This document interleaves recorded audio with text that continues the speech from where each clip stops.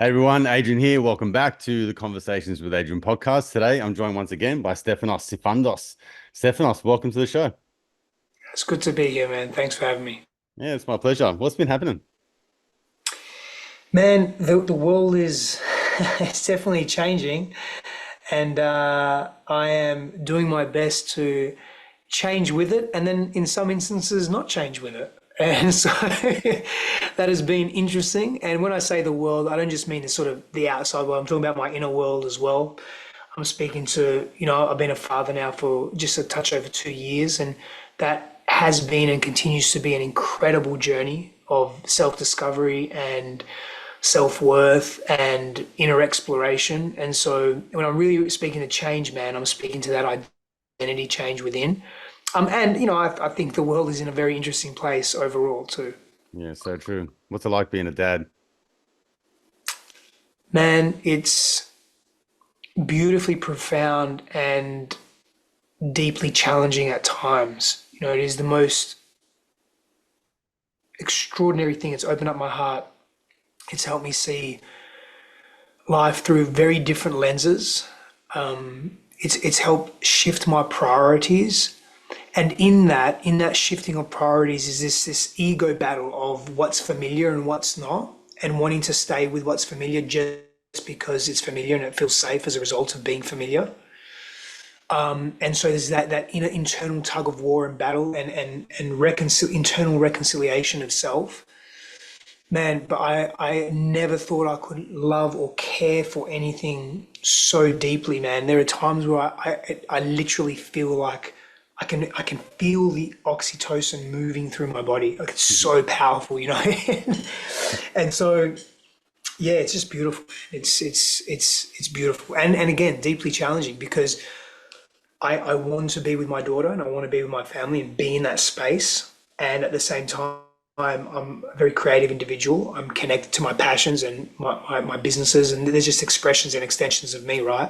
And Mm. so I find the navigating of that sometimes to be challenging, but I'm learning and I'm growing through that and I'm surrendering to the process and trusting a little deeper as well. Mm. How do you find that challenge and how do you deal with it? I'd imagine it's like from man to man, there's so many things you want to do within your own world, and at the same time your sort of like ethos is being connected to family, being connected to your wife, being present, being fully there, and not being like, I don't know, maybe like your dad was, or how dads are depicted in the world. And I guess on one hand you're kind of like, I'm doing all these things for you so I can spend more time with you. But at the same time, that takes away time with you so I can do the things that allow me to spend more time with you. Right? Is that the tug of war that you're talking about? Yeah, that's definitely part of it, man. And I just I'm a multi-passionate person. So I'm a multi-inspired person. So I thoroughly enjoy being with my baby girl and watching her grow. And of course that is a priority.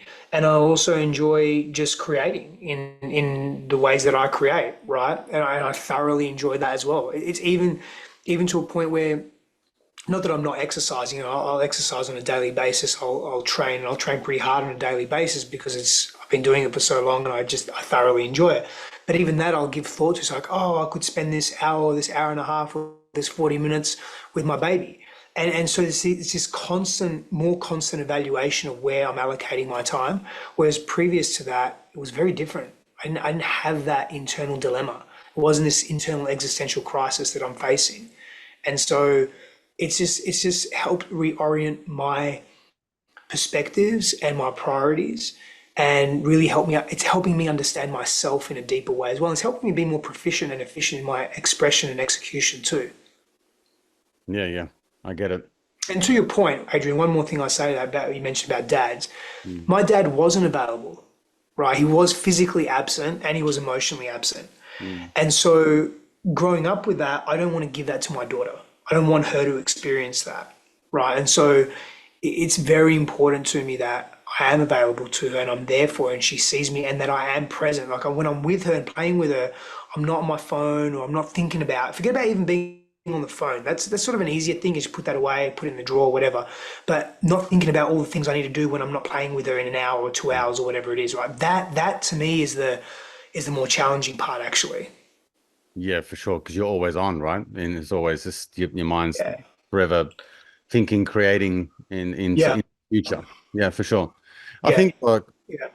my experience is that like you and I are similar. We've got European families, right? And they're very hard workers. They're very devoted to their family, but their devotion is via their hard work in a sense. So it's almost like I'm teaching you that the ethics of working hard and saving your money and paying off your house quickly and doing all this kind of stuff and providing for your family is a good and noble thing. And at the same time, it sort of perpetuates this message of, well, now I grow up working hard and doing all the things that, my parents always had, like two jobs and a side business and all that sort of stuff, so like you continually working and striving, but you're never enjoying, and so you by default become that absent parent because you're just working your ass off all the time trying to provide for your family. And then when things do capitulate and go astray in terms of relationships or whatever, there's that kind of like dynamic within a relationship. It's like, I fucking did everything for you. I provided, I worked my ass off, and now you're leaving me, or my kids don't talk to me, or those sorts of things. So I guess like that's a tug of war, because I'm very much similar to you in the sense that I like creating. I love getting into like things like this. I could lose my time so easily into just having really dynamic conversations and helping others and all that kind of stuff. But at the same time, yeah, like I've got three kids, so my Mm. oldest will be 18 this year, so 18, Oh 14, wow. 12. Wow. So and these guys need me now more than ever in terms of navigating through life. Yeah. I hear that, man. And for me, I'm very cognizant and aware of that, and hence sort of the disconnect. Because if there wasn't an internal tug of war, for me, it would just mean that I wouldn't care and it wouldn't bother me. And that's why it bothers me, and that's why I've created more effective ways to be creative and expressive in the way that still fills my cup while really doing my best to be available for my daughter. Like I'll cancel a bunch of a bunch of things, in advance, and being fair to other people, of course.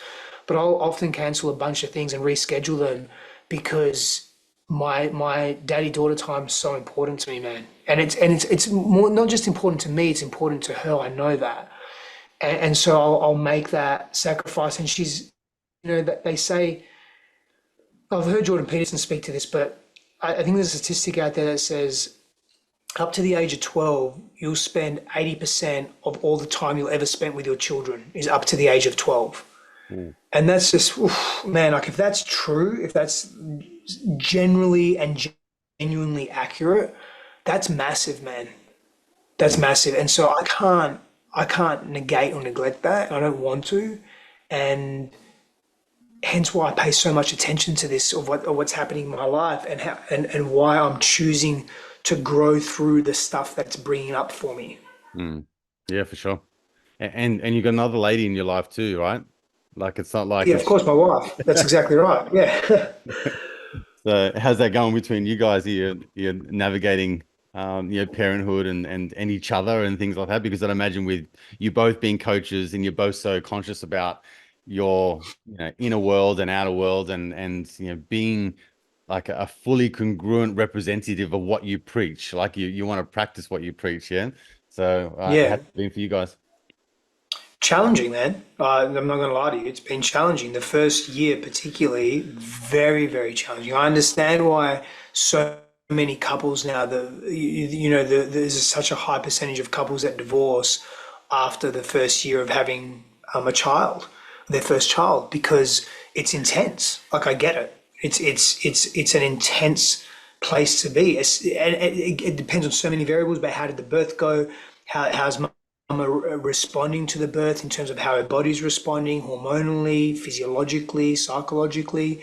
There's so much that's happening in that woman's body, and if we were to have another child now, I would definitely do things differently as a father and as a partner. But maybe less as a father, more so as a partner. I would do far more different as a partner and really nurture my wife in deeper ways and really revere her in deeper ways. And not that I didn't, I got caught up in my own pain, my own shadows coming through, and my own ego and my own trauma cycles and my own transformations that I thought I saw these people that were in our lives helping us. I think, okay, people, Christine's supported. I'll do my role as a father, and I'll just take care of myself. I thought I was doing the right thing, and it's not about wrong or right. I did do the right thing, and there were areas that I could have paid greater attention to, and that leaves a mark. That leaves a bit of a scar, and so we've got to repair from that scar, right? And we're on our way to that for sure. And it's been deeply challenging in many respects.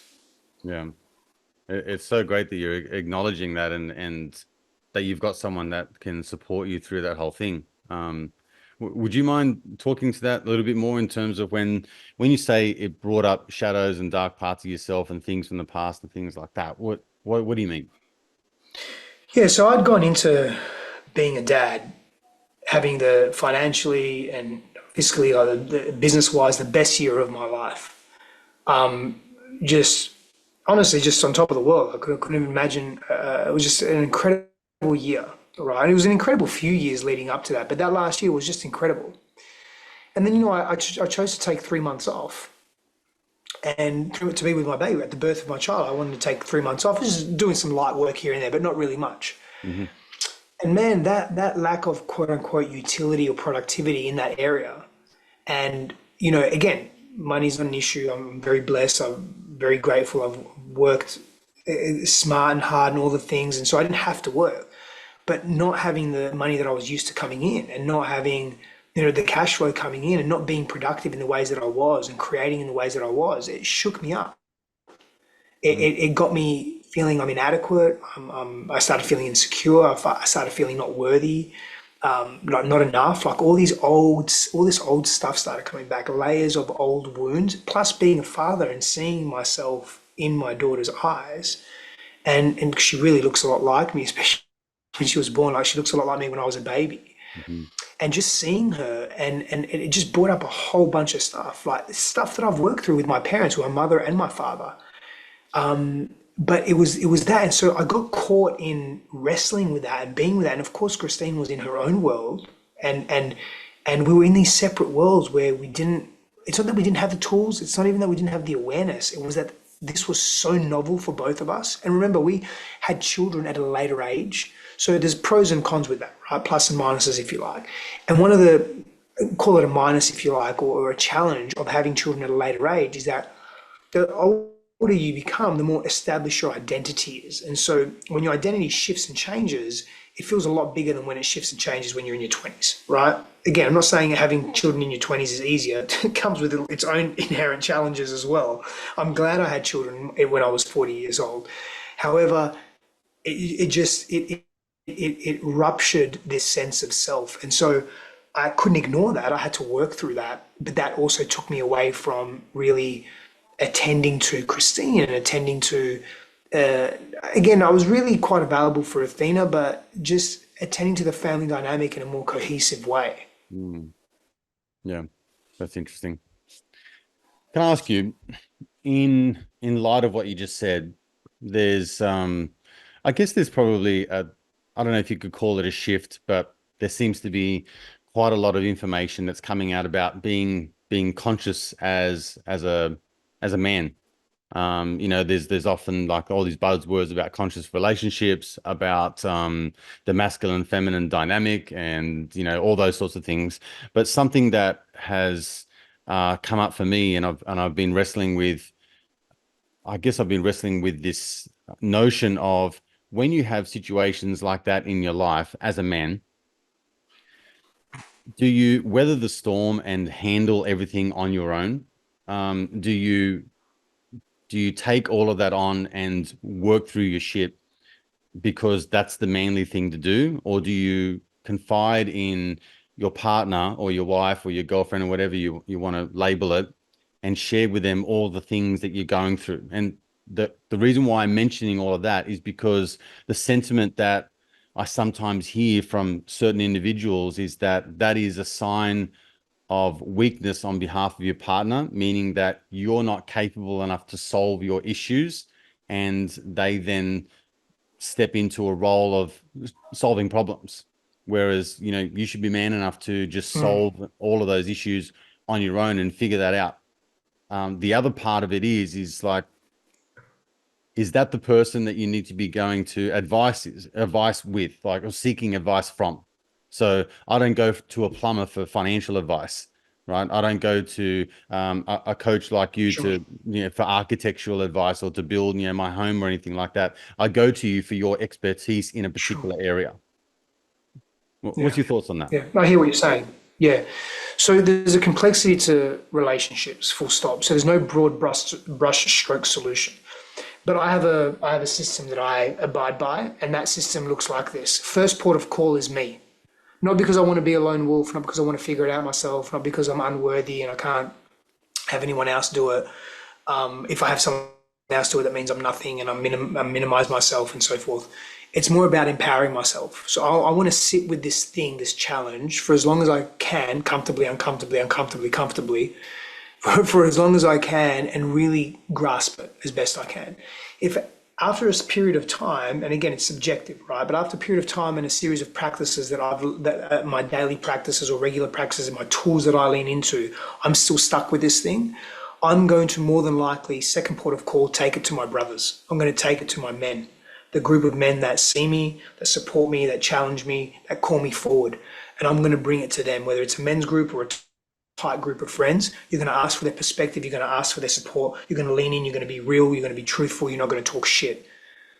And then, more than likely, it's going to be at least some level cleared up. The charge around it is going to be diminished. Then bring it to your partner from a more matured, evolved place. Now, I'm going to pause there for a second because I can hear what some people are saying. Oh, but now you're not being vulnerable with your partner and you're not being real and you're only bringing a well polished version of this to your partner. You're absolutely right. Truth. That's why I said relationships are very complex and nuanced because sometimes you wouldn't follow that order. You'd actually follow a different order, except for the first one. First one's always there for me. First port of call is always me. Even if I sit with it for a second, I've got to be intentional and deliberate to sit with it for at least a second, at least, if not realistically, 24 hours. And then I may bring it to my partner if it's appropriate. Because you've got to understand, like whatever you're bringing to your partner, if you have an agreement with in your partnership that you can bring highly charged, volatile subjects and situations and expressions to your partner, and you're genuinely both connected to that practice, cool, let it be. It will have an effect. And if as a man you're bringing a very highly charged, volatile situation to your partner, it could inverse the poles. It could affect attraction dynamics. It could affect polarity and sexuality. It could affect trust and safety. Just you have to know all these things. And so just because you bring something to your partner that's more fully formed as opposed to not fully formed and it has matured and the charge is out of it doesn't mean you're not being real. Because in those moments, you can also say, hey, darling, I'm really, and again, this is all about agreements that you have, pre-established agreements.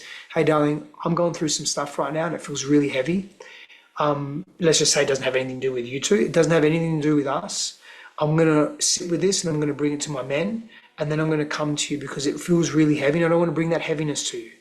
You can say that, or you cannot say anything. These are personal choices. There's no broad brush stroke solution to how we deal with challenge and how we bring it to our partners. I will say this, if you're constantly and consistently bringing unprocessed, unfiltered, not formed stuff to your partner, it will wear thin. It will wear them down and it will wear the relationship down. If you're not taking responsibility and ownership of your stuff and then taking ownership on how to move it and shift it, unless it's directly got to do with your partner, like they've done something or they've taken an action that has hurt you, whatever that may be, right? Even then, like you bringing a fully formed charge to them, or rather, let me use different language, you bringing intensity to them and volatility to them, just because it's about them or it's in relation to your relationship, that's not necessarily helpful either. I'm not sure if that answered your question. I'm pretty sure it did, but you let me know. No, I think you nailed it. I guess I agree with what you're saying in terms of like, look, there's no right or wrong, but at the same time, it does seem like, if I'm picking apart some of the things that you said, the first step is obviously self-awareness, because you kind of have the ability to sit through heavy stuff and just see, how that feels and how that wanes through your body in terms of the light and the dark and the heaviness and the lightness and all those sorts of things. Um, I think that maybe there are some men and women that feel like on both sides there's a degree of themselves that feels like they're withholding, and so therefore they're not being transparent and they're being untruthful. So that could weigh on your conscience in terms of, there's only so much that I really want to divulge. I mean, I'm not talking about obviously something that you've done, which is, like you said, it affects the relationship. So, you've done something wrong on that side, which you should be upfront about and you should be transparent about.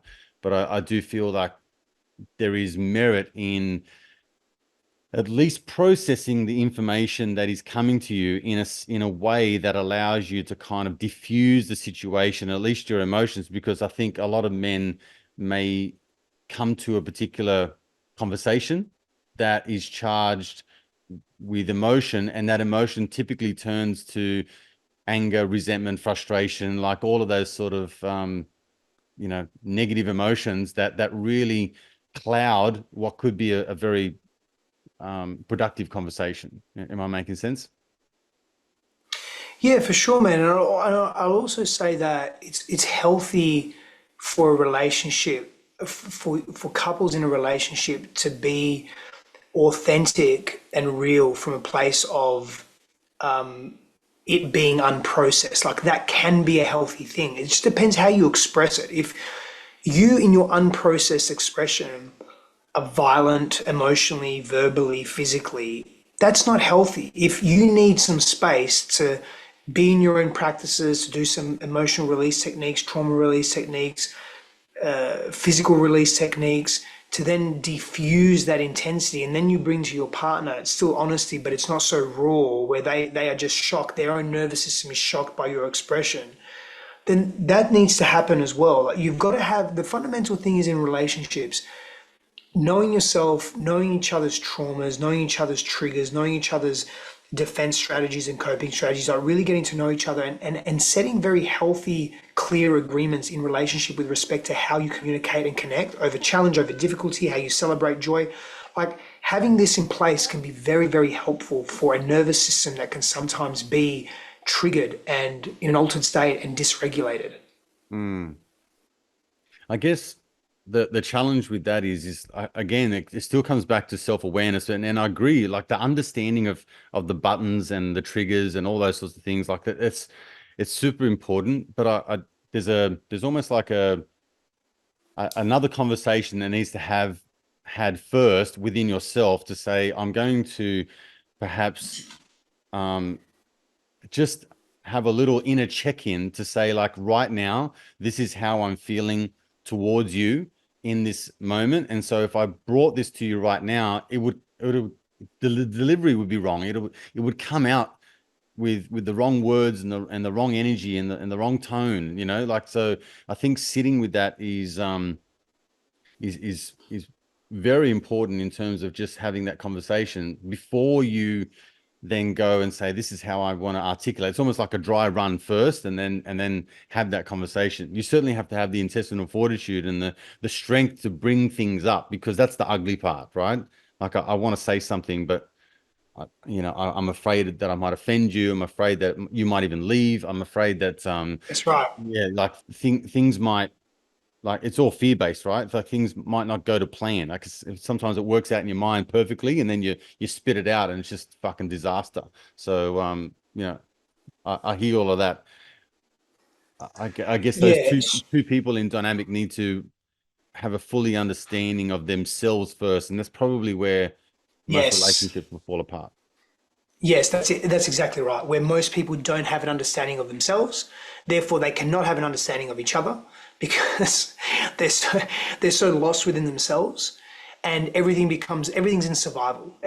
Everything's a protective strategy from the past. We're living in the past literally. Our physical bodies are living in the past. Our minds are living in the past. We're in this hyper vigilant, hyper protective space, and we just Yeah. completely forget who we are. Sorry, mate. My Sky. Hey. You're in Melbourne, aren't you? No, no. I'm in Wollongong. There's my Oh, brother you in the want to go? background. Yeah, I can't. Oh, yeah. So he's just come in to grab a couple of tools. So this is our European life, family of builders and concreters and things like that. So there you go. Love Raw and real, Stefanos. We that's how we roll around here. it. Good. Anyway, It's the only way. all right. Look, a lot of the things that you talk to is the masculine side of things. And obviously I'm very curious to know because from one man to another and a coach that I follow, like I listen to and read a lot of your content, and a lot of it I listen to with intent to learn, because I feel like we're at similar stages in life. So I value everything that you're saying from a man, but from a female perspective, I guess there's challenges there, right? So in the past, for me personally, I feel like there's a trend, and there probably still is, in terms of a lot of women being pushed out of their feminine, uh, that nice sort of girly, feminine vibe, and they're pushed into this real masculine role. The doers, the movers and shakers, the boss babes, and all that kind of stuff, and they're kind of like been on that path for some time. It's affected the masculine and feminine dynamic because men have been also, I guess, Hyper encouraged to be feminized.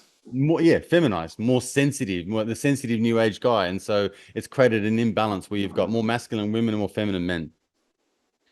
But then when you do find someone who is in their feminine a lot, and it does start to ignite all of those things, and you start to stand in your masculine much more, and you create that dynamic, that beautiful ebbs and flows between masculine and feminine.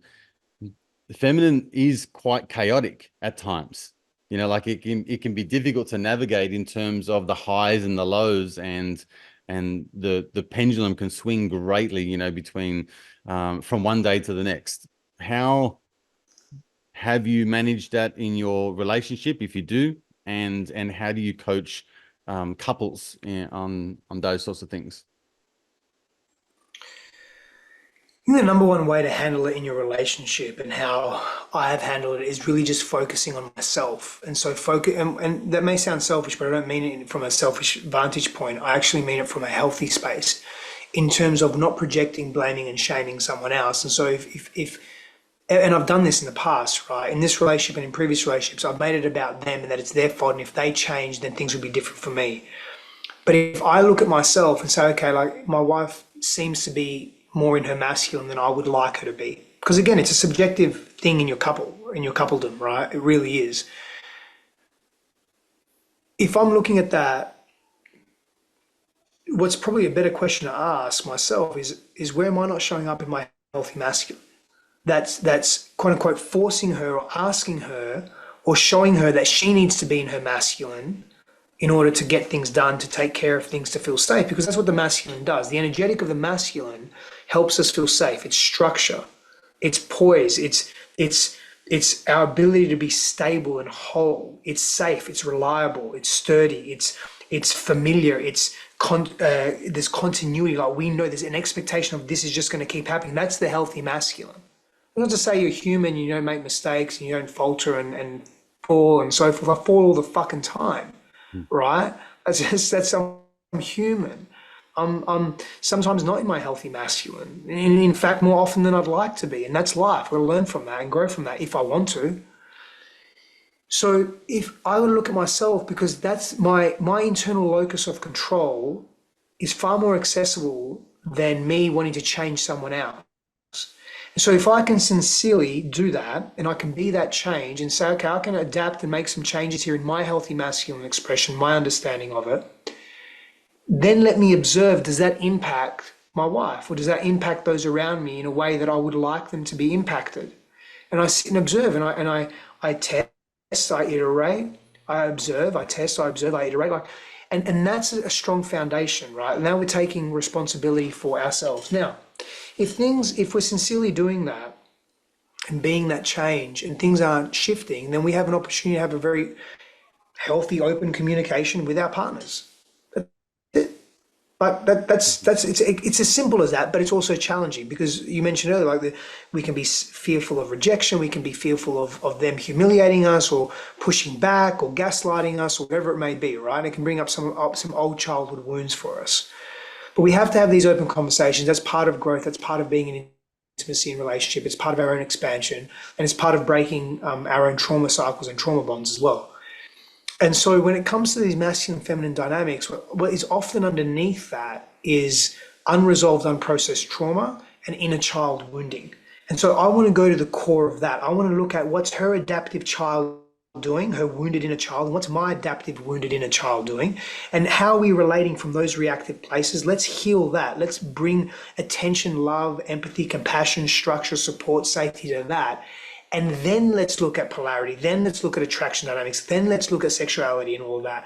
Because, sexuality and polarity is either going to be shut down, hypo, or it's going to be hyper. And now you're going to be promiscuous and in promiscuity, whether you're a man or a woman.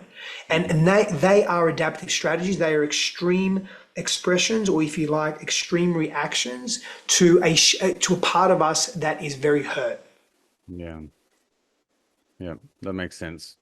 And like you said at the beginning of this conversation, I mean, you have certain situations and events that elicit these sort of underlying childhood wounds and things like that, which you thought you dealt with. But it's almost like life escalates you to another level or another challenge, and now it's sort of peeling back another layer, which you were almost surprised by. Were you caught out when you had all of these sort of things brought back up again? Like even as a coach, you would have been blindsided to a degree. 100%.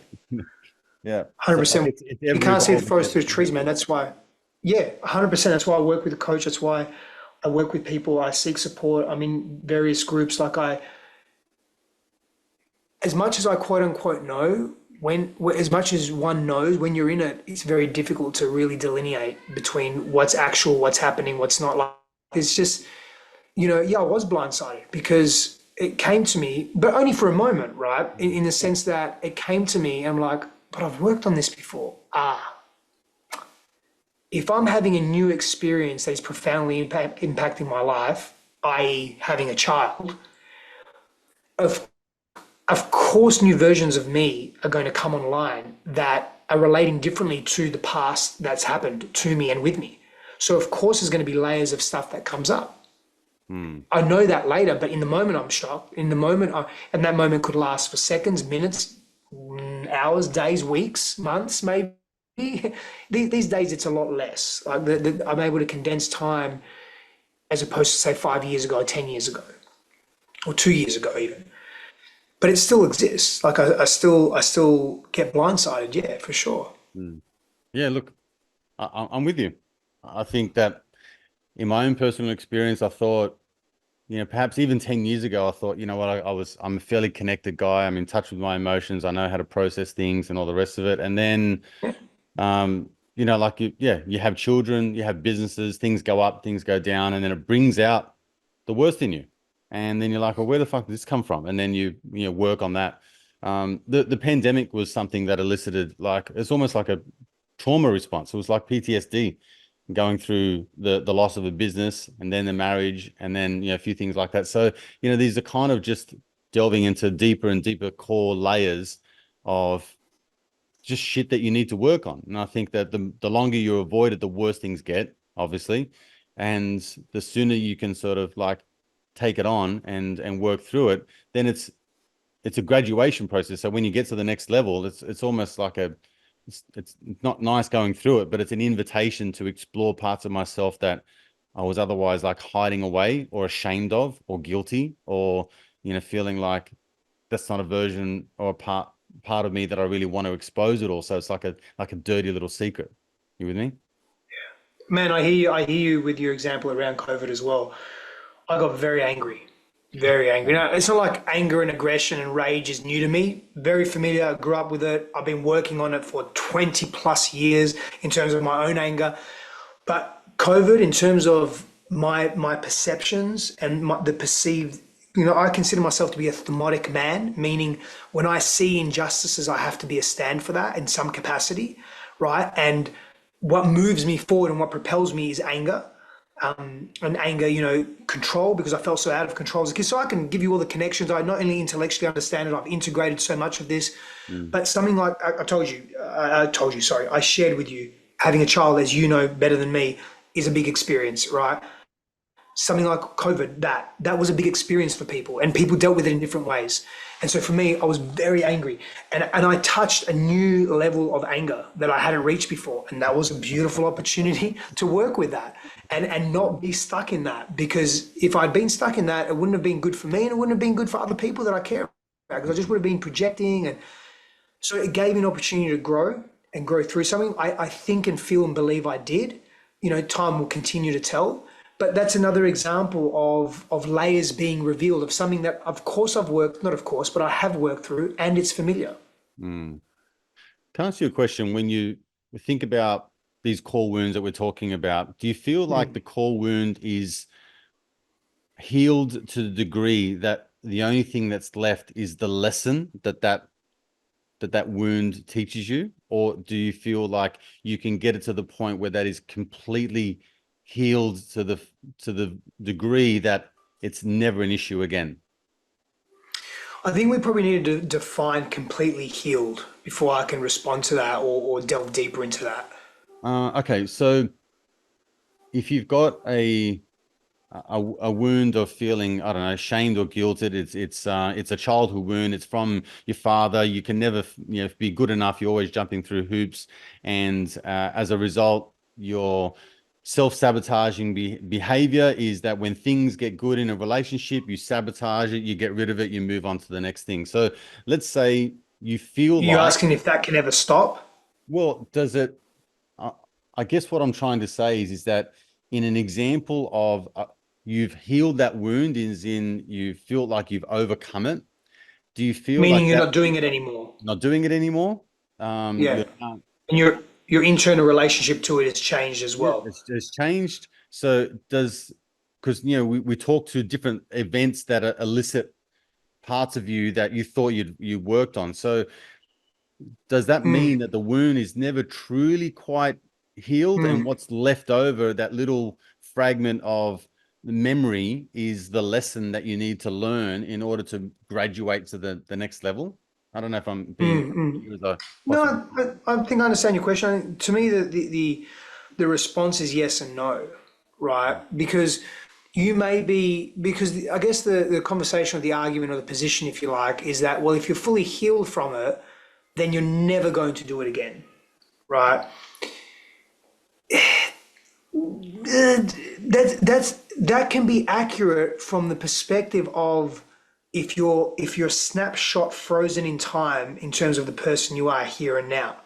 But we're ever evolving beings. There are millions of bits of information that we're processing unconsciously every moment of every day per second, right?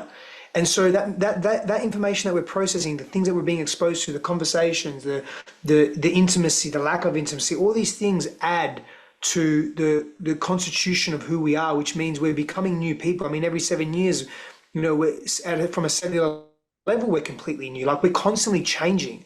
And so from the perspective of snapshot in time, I'm not repeating that. I haven't repeated it for X amount of time, which may, my relationship to it isn't charged anymore, et cetera, which may warrant me saying I'm completely over it. Something may shift and change in your life, where it brings a shade or an element of that back. Now, here's the thing. In that moment, you, at some level, and again, there's an argument or a position for saying we have no choice, actually, right? We're a series of biochemical, pre-established psychological reactions, et cetera, we're fully determined. Conversation for another time. But in that moment where you could choose what you used to choose 10 years ago, you have an opportunity to not choose that. And so you're fortifying a new pattern and a new habit. So it's a moment by moment basis. Now, the more fundamental question I hear you asking, and I feel that you're asking, is do we ever really completely fully heal? And I'm paraphrasing here, or does our relationship simply to that thing shift and change? I'm of the belief it's more the latter. For the reasons I mentioned earlier about we're ever changing beings. And we don't need to fully heal anything to be accomplished or feel worthy or evolve. It's more about the relationship just constantly shifts to that thing. And it either shifts in a desirable manner or an undesirable manner, in a healthy way or an unhealthy way. And so life will be a series of moving towards greater health, not moving towards greater health. And what we'd like to do is just constantly move towards more expansion, evolution, health, as and well-being and wellness that sustain us, that enlighten us, that raise our energetic, emotional, and relational frequency and spiritual frequency.